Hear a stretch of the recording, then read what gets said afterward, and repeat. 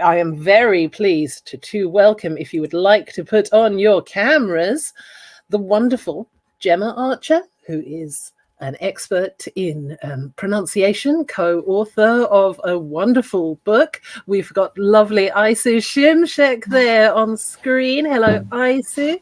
Hello. And we have the wonderful Montse Costafreda. Hi, and, hello. Now we've said goodbye to Sean. It's Women's Hour, so ladies, can I ask you very briefly to each introduce yourselves to our audience? And Gemma, let's start with you. So my name is Gemma Archer. Oh, am I me? Yes, I am. Yes, you are. You're all coming clear. Fabulous. My name is Gemma Archer. I'm based in the west coast of Scotland. I'm a programme coordinator and teacher at the University of Strathclyde, and I'm joint coordinator of IATEFL PronSIG, which is the special interest group for pronunciation. Montse, do you want to go next? Yeah, sure. Well, my name's Montse, and I work for the Educational Solutions team in the professional development area as a professional development consultant, and I'm super interested in pronunciation. So I'm really happy to be here today. Lovely. And finally, Aysu. Just like Montse, I'm just going to change some things what she just shared, which is my name. My name is Aysu Şimşek. I also work with the Educational Solutions team. I'm based in Istanbul, Turkey, and I'm working as a professional development consultant. Just like Montse said, I'm also interested in pronunciation and accents, because English is not my first language. So I always, come across with different accents and some different ideas about my accents, etc. That's why I'm so excited to be here today. Lovely. Thank you all so much. And so just for the audience, just like in our last discussion panel, we're going to be talking around the topic of accent and identity for the next 60 minutes. At the end of the session, once again, we will give each speaker a chance to summarize and share their key takeaways for you. But during this discussion, do add your questions in the Q&A. Do keep your comments coming through.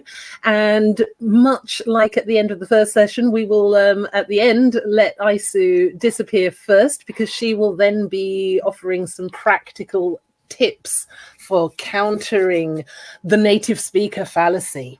But it's not just about native speakers and non-native speakers as well. I think let's get started, if we can, by trying to break down this concept of accent bias. And as the pronunciation guru in the room, Gemma, I think let's start with you on that one.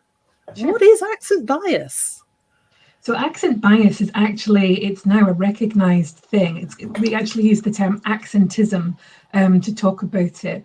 And it's when a person, an individual, is judged unfairly or negatively solely because of the accent that they speak with.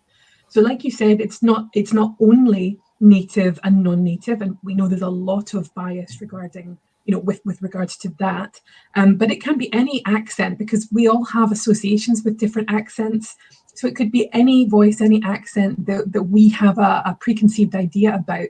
If we use that preconceived idea to judge someone or treat them badly, then that is certainly a case of accentism. Lovely. Montse, Aysu, feel free to jump in and add anything you'd like to there. Yeah, well, I agree with Gemma. This bias is everywhere. I mean, in your native language, and of course, when you speak a foreign language. And I think it's important to start talking about it, so people visualize it, that this bias exists, and that we should find ways to deconstruct it and to really value everybody for what they are, for their qualifications, if we speak about work, and obviously because if they are learning or if they have an accent in a foreign language, it means they've been learning this language and striving and being able to communicate effectively. Mm-hmm. Yeah, just to echo what Montse and Gemma have just shared. In the previous panel as well, there was this discussion around bias, about AI having bias, towards different, people and everything. It is the same, actually. I mean, because they mentioned that AI is driven by human beings. That's why it has bias, of course. That's why it's important that we are talking about it, because it's real. We face it every day. We have faced it. I faced it myself as a non-native English speaker, as a teacher, and as a trainer too. And hopefully in the future, with this discussion and keeping the discussion alive, we will prevent it for the next generations. Absolutely. And I think, I can see the comments coming in the chat box, and I'm sure all of you can as well. But there's something I wanted to pick up here from Fatou, who says, accent is overrated. Being understood is more important. So, I mean, I think, Aysu, I'll come to you on this one a little bit. Like, do you think that we should be shifting that focus from sounding native to being an effective communicator? Yeah, definitely. The short answer is yes, for sure. I agree with Fatih. It's kind of overrated, but that's why we are talking about it today, and we will continue to talk about it.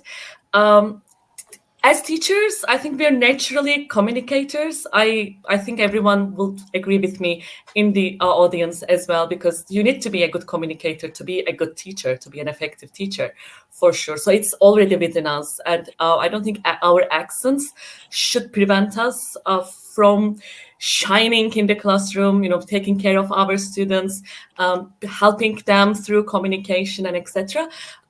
So yeah, we need to think about how to overcome this, accentism, because we all have accents. Whether you're, in my native language, I probably have accent that I'm not aware of.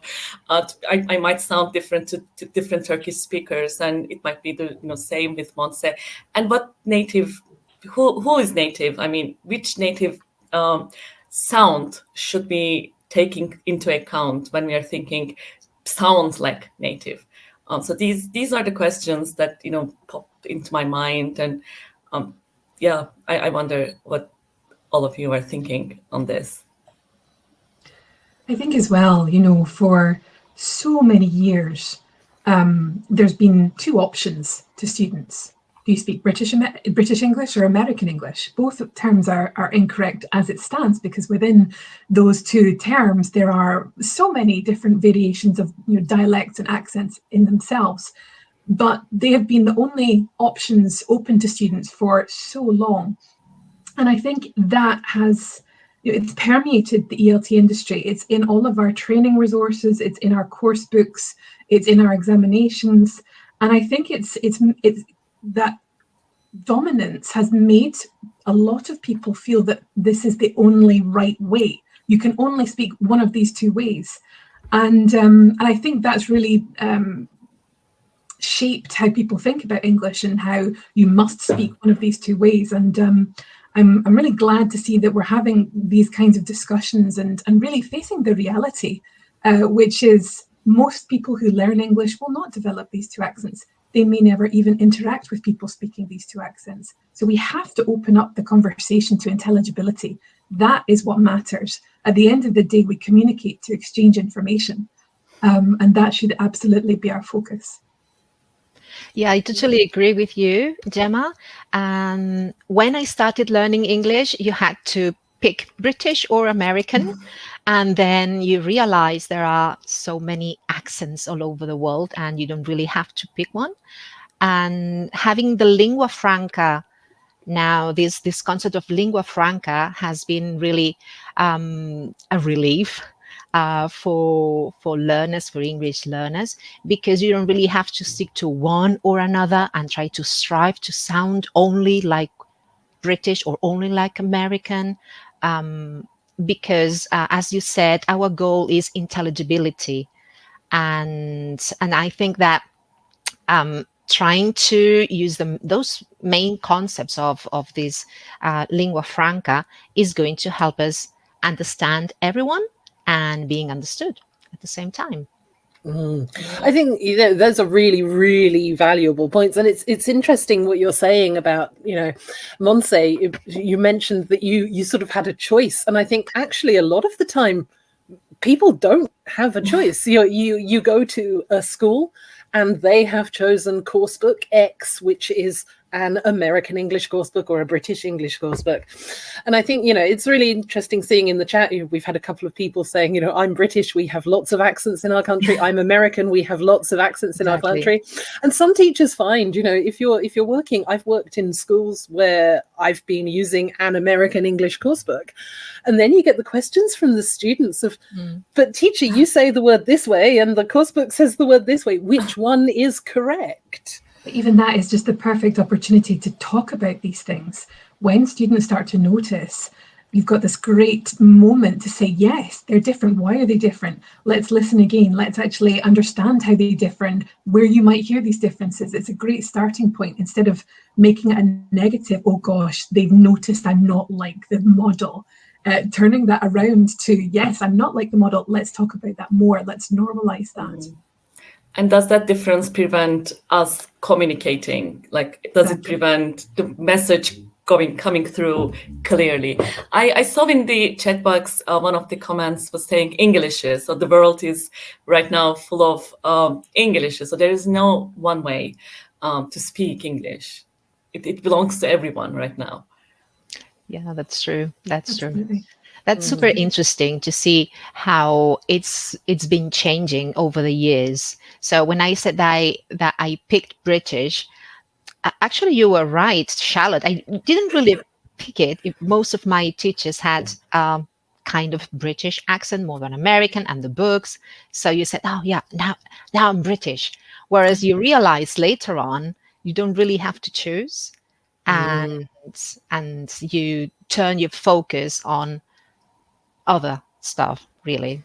Yeah, it's such an interesting point, but it does bring up, and I can see Eva, apologies if I haven't pronounced that properly, Eva has asked, how can we as educators and administrators address this? Because often students will ask for a native speaker teacher, and we have teachers from all over the world. Is striving for a native-like accent going to benefit students? And if so, should we address that? I might come to you on that one, Montse. Well, I think that first of all, when we think of a teacher, as Aysu said before, there is a set of characteristics that define a teacher, and I think pronunciation, if appears, would be just another one of them. So first of all, being a teacher means having the skills and the knowledge and knowing about the methodologies and the classroom management and all those skills that we really need in a classroom. Then about the accent, it's true that in many institutions, it is a valued factor for hiring you to have a native-like kind of pronunciation, because it's supposed to be more professional, or that you have a higher level of proficiency in the language, whereas it is not really the case. Your level of language can be very proficient and still have native meaning non-English accent in your speaking, your speech. So I'm not sure if I answered your question, Charlotte, but yeah, I mean, sometimes pronunciation is required in many jobs, but really, is this what we should be asking for? And then it comes back to that clarity versus accent question again, doesn't it? I think also, if I may just interject, for most of us, we're not teaching linguists. We're teaching learners who are not going to, for most of us, I know some of us certainly will be working with students who will go on to become English language teachers, but for the majority of us, that's not the case. And sometimes they need a little bit of information about what accents are and their limitations. My students also need to learn this. They're in the university, they're doing PhDs, and they need to know that the likelihood of them developing a native accent is very low. for most students, this is not going to be accomplished. They will not reach native likeness. But they also need to know that they don't have to reach native likeness. And I think that is the game changer. We're not saying, come to our college, come to our school with our native speakers. We're saying, come to our college or school, we have the best, most experienced, most qualified teachers. That should be the selling point, not our teachers have native accents. I'm a native speaker. I don't have that prestige model accent. I had no idea what I was doing when I first started teaching. Thankfully, I've been teaching for 20 years, but my colleagues knew, my ELTOC speaking colleagues knew way more than me and were so much more qualified and experienced. I would hate to think of me back then being chosen above someone who was way more qualified. I hope that didn't happen, but it really does make you reflect on the reality that it's not the accent that governs how well someone will teach. And our students need to know this because they don't often know this and they need that information. Yeah. Can I also just add something to what Gemma just said? When you take this pressure out of the students, the learners, to become, native-like speakers or etc., I think more learning will happen in that way. Because it creates some tension on the teachers as well. I mean, if we just stop everything and try to, sound like a native English speaker, then it will, probably prevent some learning to happen. That's why we need to, focus more on the other ways of, pronunciation and intelligibility. Mm-hmm. And try to find maybe when teaching also paying attention at pronunciation and helping with those areas that are really useful to learn. Because sometimes as a teacher, you feel a bit lost when you want to teach pronunciation. And at least in my case, in my experience, I was really interested into teaching it and offering my students the possibility of learning how to pronounce in an intelligible way. And sometimes you focus on some areas, but then you realize that maybe you put too much effort on something that it's not really relevant when communicating. And as Aysu and Gemma said, sometimes our learners, what they need is to feel confident and to see that what they are learning is going to be useful for their communication. And if you've read Gemma's book, it's really interesting to see which areas help you with teaching and with learning pronunciation. And that was really an amazing discovery for me, and that I wish I had when I started teaching. Maybe we can ask Gemma to expand on that a little bit. Yeah, I agree, Montse. When I learned about the lingua franca core, it changed my teaching completely. If you're anything like me and you didn't get initial training in pronunciation, you kind of scramble a bit at the beginning to figure out what to teach, what's important. And I really had difficulties, and I didn't teach pronunciation for years because I had so little understanding of it, and I didn't have time to go and study. And when I did, the materials didn't suit me because they were a different accent. So for the lingua franca core, which is by something that Jennifer Jenkins came up with in the late 90s and was published in her book in 2000. She was doing PhD research, and she was listening to international speakers of English communicating with each other, so L2 to L2 communication. And she was categorizing through hours and hours of recordings of them when they were making mistakes. And when there was a communication breakdown due to pronunciation. And she drew out these patterns of when it was most likely that a communication breakdown would occur due to pronunciation. And this was the kind of foundations of the lingua franca core, which is now available to us in the form of a list, features to be prioritized in the classroom, features which, if mispronounced, are more likely to cause a communication breakdown. So the lingua franca core is not based around making someone speak with a native-like accent. It's what we should prioritize to ensure that everyone is speaking clearly and intelligibly so that they can be understood by everyone, not just by a small number of the population. And when I learned about the lingua franca core, it set me free. I was like, this is what I need. If I work on these features, my students' intelligibility will improve. And suddenly the weight was lifted. And that was really, for me, it was the big shift in my knowledge and understanding. And that was the beginning. And We that's are getting, wonderful. sorry, Montse. Sorry. I was going to say that, as Gemma said, you feel confident, and then that weight, as she put it, is nearly gone. You still feel a little bit unsure sometimes, but now you know where to focus, where to put your focus to help your students. And on that question of focus, we've got a lot of questions coming through about the sort of perceived value of teaching the phonemic chart, the IPA, and those elements. Does anybody have anything to add about that? Sorry, Charlotte, I didn't hear you. Could you repeat that? Yes, lots and lots of questions coming through about teaching phonics, teaching phonetics in the classroom. How valuable is that to students?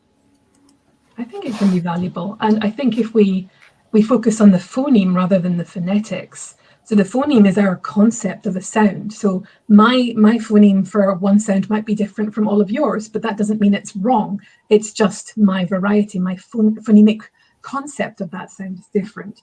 So I think we need to focus on the phoneme rather than the phonetics, which is the very specific acoustic realization of the sound. Focusing on the phonemes is much more accent friendly, because obviously we will all have different representations of different sounds.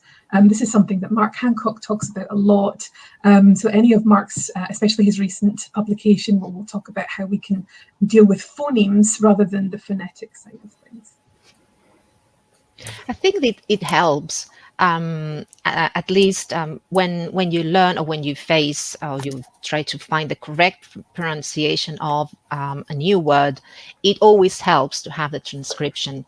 I'm not as sure if it helps our students, but it's another way of offering a way of learning pronunciation. So the more resources we give our students to understand and to have an idea of how to pronounce words, and as Gemma said, focusing on phonemes, all the resources help you shape your idea and your pronunciation learning, I think. Yeah, I also think that it is necessary. I mean, to give options to the learners. And in general, I think teaching phonics is part of pre-primary or first grade curriculum generally. But talking about phonemes is a rather wider topic. So we can always, show our students there are different ways to say different things, but also focusing on some important elements, like knowing something about the first language of the students that you're teaching. If it is not a shared language, if it is not the same with yours, of course, might be different rather compared to if you don't know anything about that language. If you're just showing different parts of phonemes, then that might not be relatable for the students. What I'm saying is actually, for instance, for Turkish speakers, if Turkish is your native language, the TH sound, we don't have it in our language. So I think it's important as a teacher to know this, and if you're teaching Turkish speakers, to teach it between the difference this and thank you.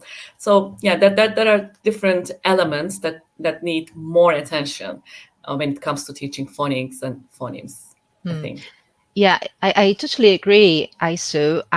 If you know the language of your learners, and you know where they're going to find the most difficult sounds. So in my case, as a Spanish speaker, I know where Spanish finds the most difficult sounds, or clusters especially.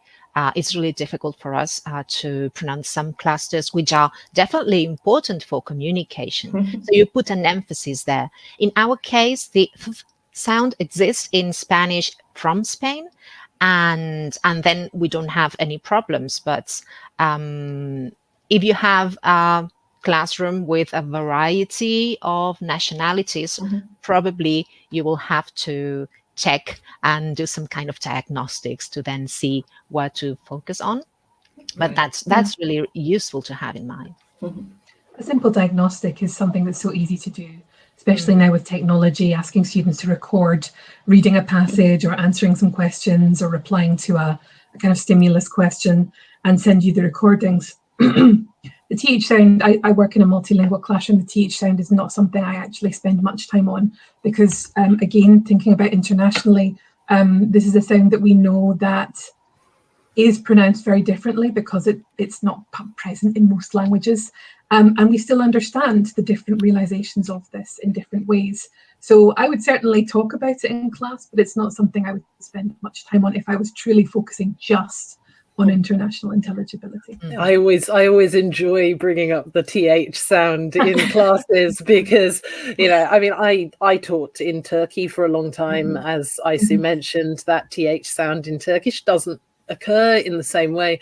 But I always used to blow my students' mind when I point out that actually in many accents within the UK, that TH sound doesn't exist either. Yeah, if you speak with a London accent, if you speak with an Irish accent, you're not going to say the TH sound accurately according to the the sort of defined pronunciation of it. And I think go on, please. This came up in my class very recently, and another feature, another aspect to teaching of sounds in general is, I was asking my students, okay, what difficulties do you have in making this sound? And something totally unexpected happened. I had a student from India, and they said, "Oh, well, it's rude to stick your tongue out in my culture." And even that awareness, not only of is it present in my student's mother tongue, but also an awareness of the challenge that they might be fighting against instinct as well, something that is very central to their identity that they don't want to do. That can even come into pronunciation and intelligible, communication as well. Yeah, it is. There are so many different elements, and I think there's something that comes into that sort of muscle memory side of things as well. I mean, I remember when I was trying to learn Turkish, there are sounds in Turkish that I find incredibly difficult to nail down. The Turkish V sound, I will never quite get there. It's somewhere between a British V and a British W, and they are quite challenging. It's sort of brought us round though to that idea of accent modeling, and we've talked quite a bit about the need for clarity, the need for intelligibility, but I think that there's a lot that certainly if you are a teacher who is native to the country that you are teaching in, both Montse and Aysu brought up a couple of really valuable points about identifying specific sounds, which broadly brings us to the question of how can we use our unique linguistic backgrounds as teachers as assets in the classroom. Montse, maybe you'd like to. Yeah, of course, and that's really, I think that's really very useful if you are in that situation. As I said before, where the major problems are going to appear, and you can put the focus on trying to work on those.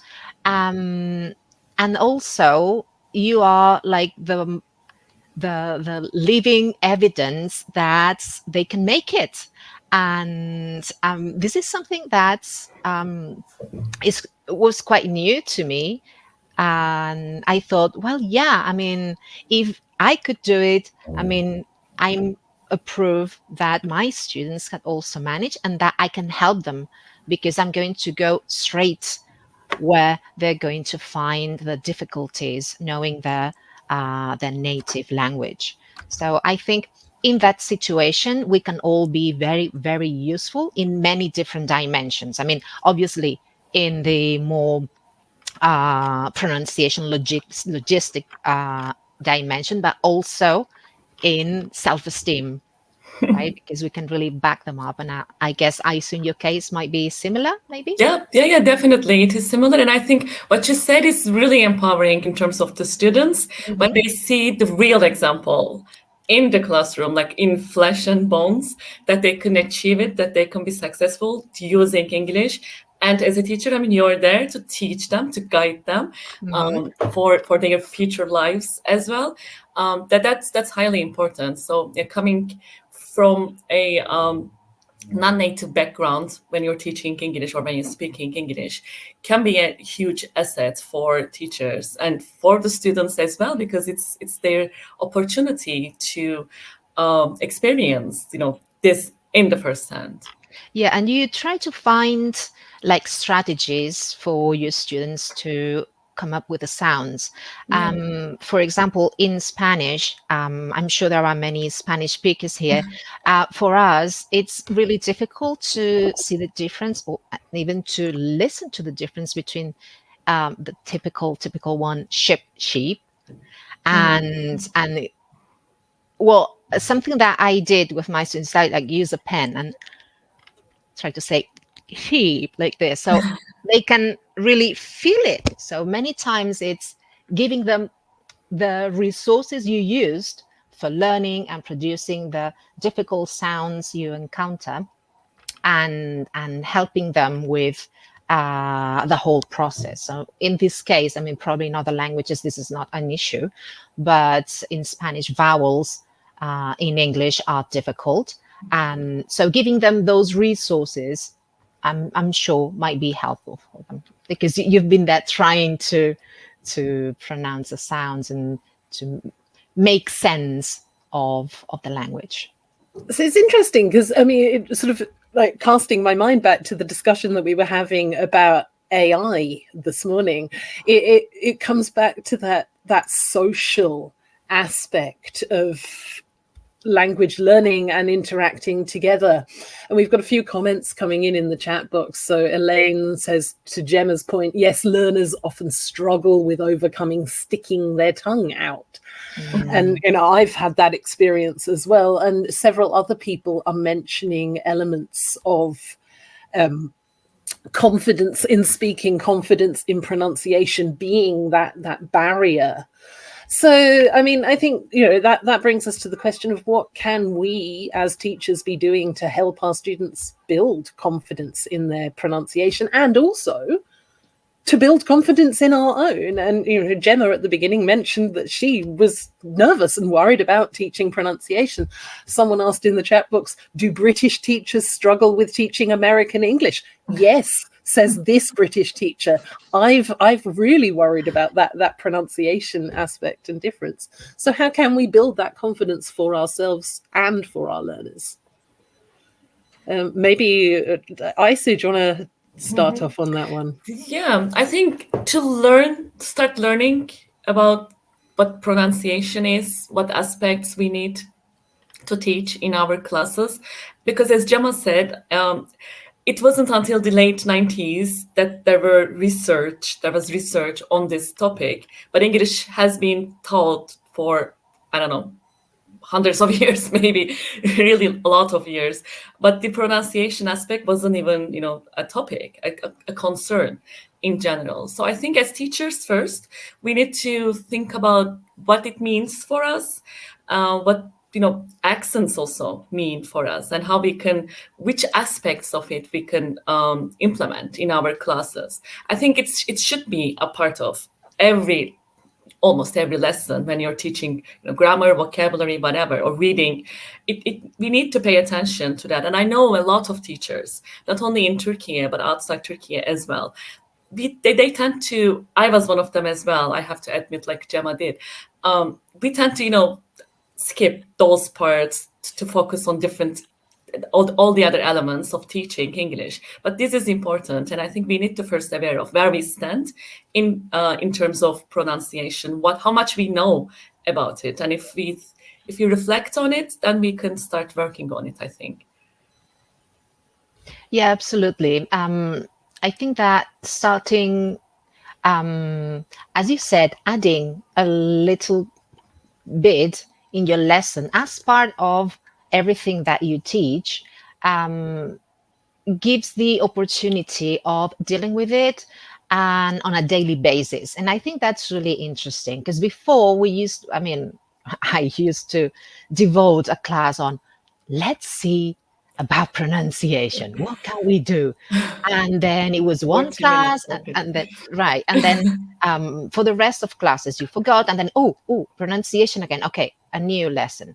So I think this approach of adding pronunciation in the lesson is just perfect, because you can focus on and now, I mean, the books are very well prepared to do that. They have a pronunciation focus, so you deal with it, and you yourself as a teacher start feeling confident that that's useful, that you're helping your students improve their communication skills, not only improve their pronunciation to sound in one way or another, but improving their skills to be better communicators, to be more intelligible in the whole world. Because as you said, we do not only communicate in English with native English speakers, but mainly with L2 native language English speakers. So it's really important to not to forget to add that bit. And the more you teach it, the more comfortable you feel with it. And if they see you confident, you start breaking that emotional barrier, like Krashen was saying as well. So you can apply it to pronunciation as well. Start breaking that barrier and do activities about pronunciation. Offer the room, the ground for practice in the class, because sometimes students feel a bit shy, especially from being a teenager on, and they start feeling shy about this. And open the room for practice. There are many ways we can do that, with like role plays and lots and lots of activities. So I think that's great. I can see that there's quite a few sort of technology-based questions coming through. So we'll move. Let's touch on this for a bit of a quick fire. Are there any useful technology tools that we can use in pronunciation teaching? And in addition to that, can technology address accent bias in the classroom in any way, do we think? I think one of the best things about how technology has developed, certainly, is that the internet gives us access to all different kinds of Englishes. It is so easy. If I think back to when I started my career 20 years ago, that was not the case. There was a CD, and that was the only extra input besides the teacher that students received. I don't think now, if you have internet access, and I understand that not everyone does have that, but if you do have internet access in your classroom, there is no excuse to not be bringing in international Englishes into your students' lessons. It's easy to find, it's easy to bring in and to use, rather than the same listening from the same textbook that you've always done. There are wonderful websites like ELLO, ELLO. They have loads and loads of short listenings on a variety of different topics from speakers from all over the world.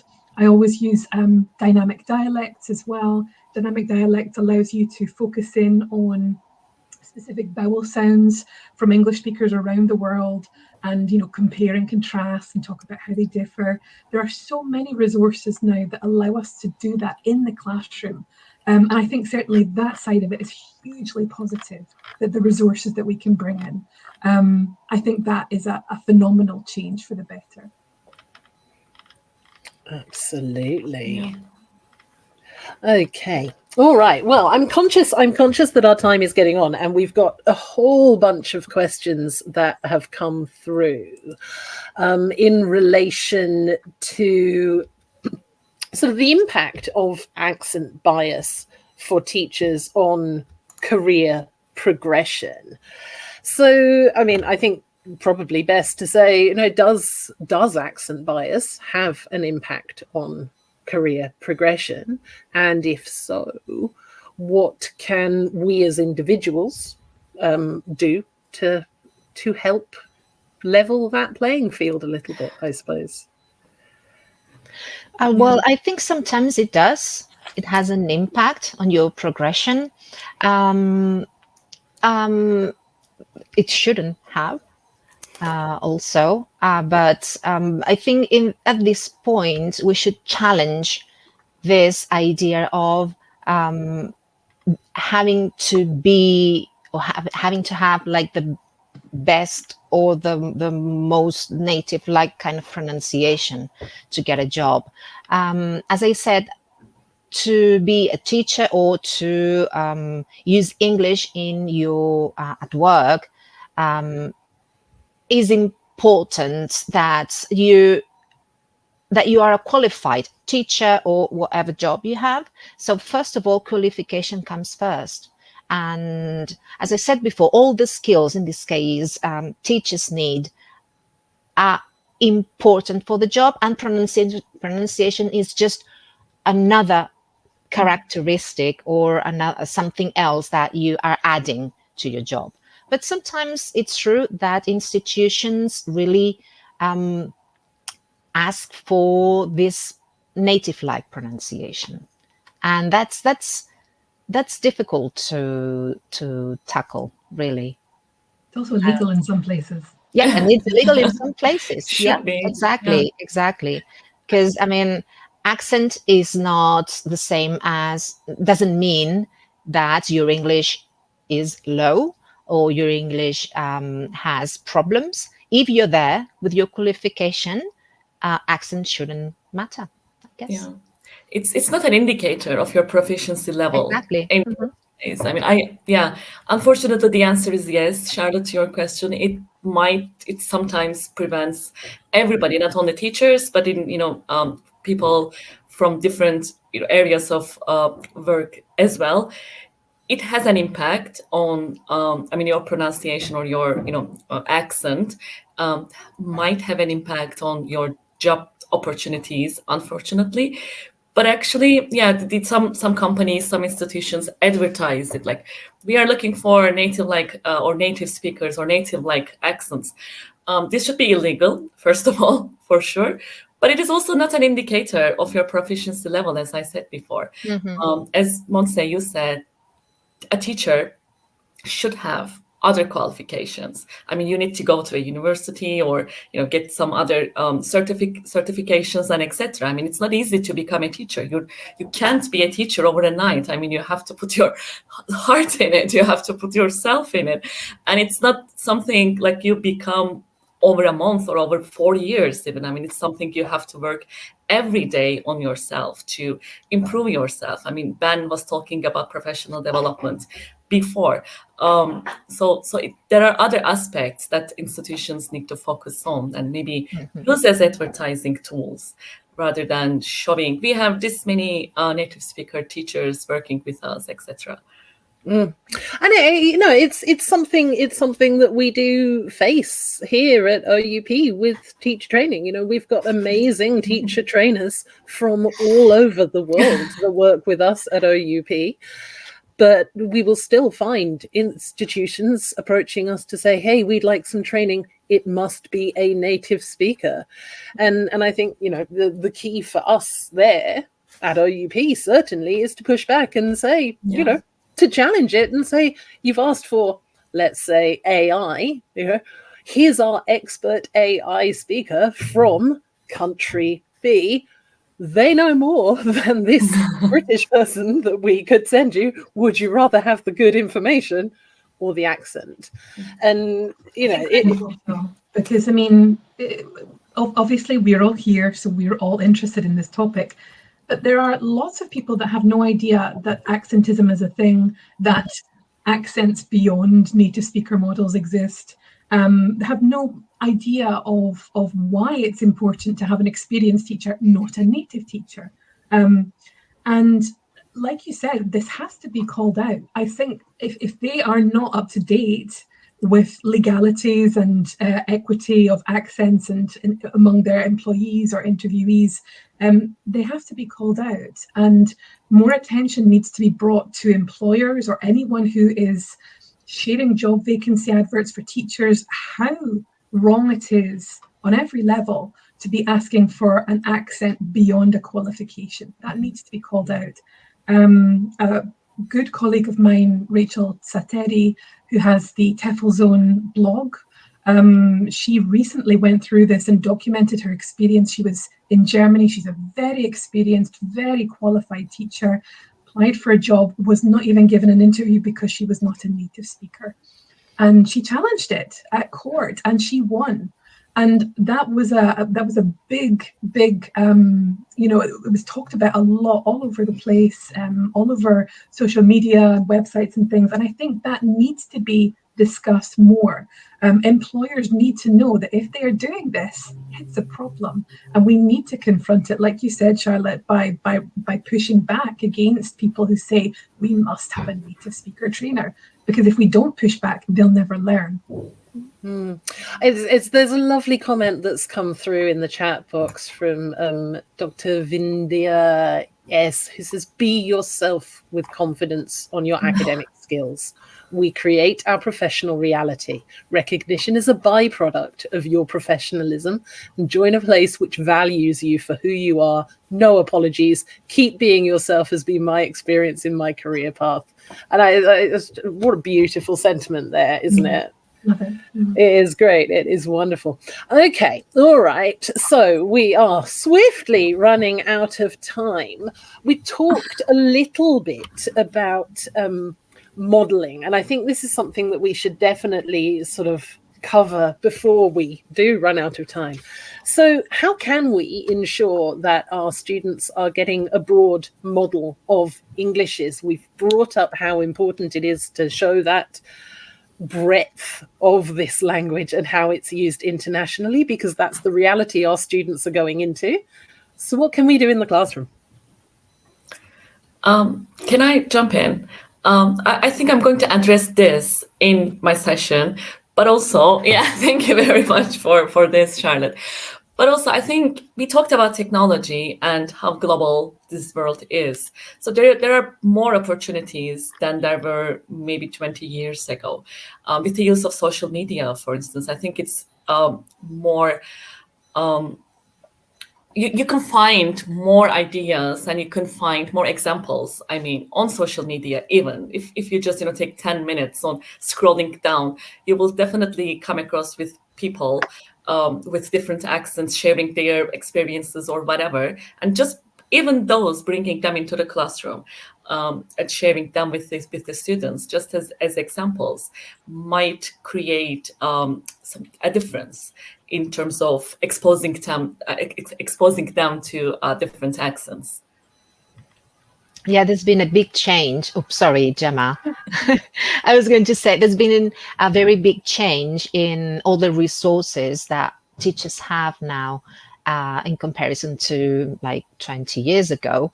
And social media definitely is a very good way of being exposed to many different Englishes, native and non-native. And students use them in many contexts and learn from them. And sometimes you can see that they might have a teacher with a specific accent, but they really trust social media and kind of copy the way they speak. Like, for example, students who like basketball and watch everything about the NBA, they come up with those, with this very American kind of accent, if you can say something like that. But really, we can find our models in different contexts now. Before, I have to say, it was only those tapes that Gemma was referring to. And that was not much. Now you've got plenty of stuff out there, and people were saying things like podcasts and TED Talks, which is lovely, and in a more formal way, but also in informal situations, and streaming series, and there are so many things, and we should foster this also in our lessons. Try to watch everything. If you need the subtitles, you can find the subtitles in many situations. This can help you. So I'm sure that our teachers here can share more things even in the chats. I don't think I can get through a day without emailing myself some video I have come across or some exact time from a program I've watched when I go, oh, that would be perfect for my classroom. Even my partner now says, oh, I heard this, you should go and watch it, you might like it. Because it's that easy now. I just email myself the link or do a screencast, and then I've got it to bring into class. You know, it's that easy. And yeah, we have so much, and you know, like you said, podcasts and so TED Talks and social media, and you know, the whole of the internet is there. But also we have mobile phones. If you have a friend, a partner, a family member, you can do it, you know, ask them a question and record them. That's also something you can bring into class. There's also a wonderful group, if I remember the name because it's just changed, a wonderful group that is on WhatsApp called the Authentic Listening Collective, where people, teachers, ask, say, I need a recording talking about this for 30 seconds. And all the members are from different parts of the world, and they then give a quick 30-second recording on that question. So you're getting voices from everywhere. What a fantastic resource. What was that called again, Jenna? So it's called the Authentic Listening Collective. They have a website now and a Facebook page, I believe, and they also have a WhatsApp. So definitely have a look for that, because again, it's a touch of a button now. We have these different accents to bring in. It's definitely not the way it used to be, which is a huge blessing. It's funny. I when I think back, Gemma and I, we've been teaching probably about the same amount of time. And I remember when I first started teaching, one of my favorite resources being a DVD that I remember being published by British Council, which had interviews with footballers on how they had learnt English. And it was one of my favorite resources to use in the classroom, because they were just realistic models of people who used English successfully to different levels, but all to a level of success. And of course, you know, now with the addition of the internet, you can you can create and compile your own aspects of that. So if your class is into football, great, find footballers. If they're into music, find musicians. How wonderful. I can see Sean has just shared the link to the Facebook group there. Yeah, you can also ask students to find examples. I mean, as a teacher, you don't have to spend hours doing that. I mean, I'm sure that the students would love to go online and find their favorite people whose native language is other than English. Mm-hmm. Exactly. Absolutely. And even memes are also interesting as well. Yeah, fantastic. Right, we have a couple of minutes left. Let's take one more question, very quick fire. Let's see. So we have Francis has asked, what are some other useful tools, other sites besides elo.org, etc., that we could possibly use? So does anybody have a favorite pronunciation resource they'd like to share? I love Dynamic Dialects. Dynamic Dialects is a website. Also IDEA, which are different dialogues for different dialects from all over the world. These are great for bringing in different accents into the classroom. Okay, there you go. Anyone else like to share one? I agree with Gemma. I would. Gemma knows lots of them. Yes. We actually, Robin and I have listed them in our book. So if anyone wants to take our book, at the back. This was not coordinated at all. Not coordinated at all. But what we have coordinated, we will pop up a link for where you can get a copy of Gemma's wonderful book, Teaching English Pronunciation for a Global World, written with the wonderful Robin Walker. Okay, there it is right on the screen. Thank you, Kathy, there as always. Oh, that's the link to our, perfect. that the position paper as well? It is the Brilliant. position paper as well. That is the position paper as well. Right. Okay. So, few minutes left. I'm going to ask each of you to share a one-sentence summary or takeaway that you'd like, and I'm going to ask the chat box to do the same. What is your takeaway from this session? And in the interests of Aysu getting a little bit of a rest and relax breather, what would be your takeaway, Aysu? It's not easy to put it in one sentence for me, probably. But by looking at the number of teachers here, we have more than 3,000 teachers, which means that we have more than 3,000 accents in this room, even though we can't hear the teachers, but you can hear us, and there are 4 of us, and we all have different accents. And the key is to embrace your accent. And if you think, there are some, aspects that you might work on and be more intelligible, go for it and be there for your students would be my takeaway from this session. Lovely. Thank you very much. And feel free to pop your camera off and we'll see you in a thank moment. Thank you, everyone. It was great to be here. Montse, what would be your takeaway from this? Well, I agree with Aysu. I'd say let's be confident and let's embrace our accent, as Aysu was saying, and let's be proud. We've been through, in my case, and non-native English speaker, we've been through this whole process, and people understand us and we can communicate, and our learners, our students are learning. So let's be proud of our way, of our path in teaching and in learning English, and let's be more open in terms of accepting everyone and not thinking that accent can be something that can stop us. Lovely. And Gemma? I can only add to what both Montse and Aysu have said before.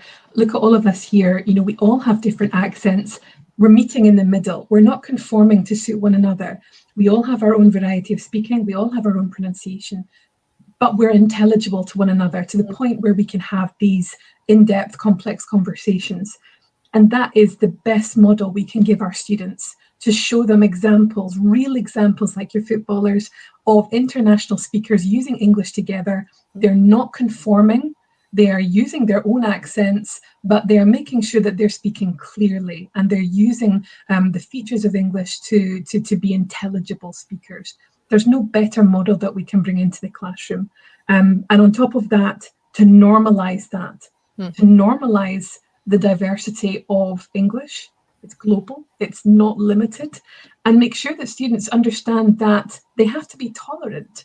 We're not just focusing on their pronunciation being intelligible, but also being a tolerant listener. They will not only be listening to native speakers from Oxford or native speakers from the United States, Washington, DC. They will be likely exposed to many speakers from all over the world, and they need to be prepared for that. And they need to be a sympathetic listener and be prepared for someone that is a bit different to themselves, because it's all acceptable Englishes. And I've just seen a comment from Helen passing by saying, and who doesn't love a foreign accent? And that's absolutely true. Oh, thank you so much, ladies, for this important discussion. We can see from the chat box, I hope you can see all of the love and thanks coming through and all of the comments. Wow. What a lovely chat. And once again, if you are interested in picking up the position paper or a copy of Gemma and Robin's book on this topic, please do. We will be talking further over the course of ELTOC about elements of motivation and confidence in speaking and in well-being, and all. I think we will touch on accent and identity a lot over the next couple of days as well. So thank you very much for your time,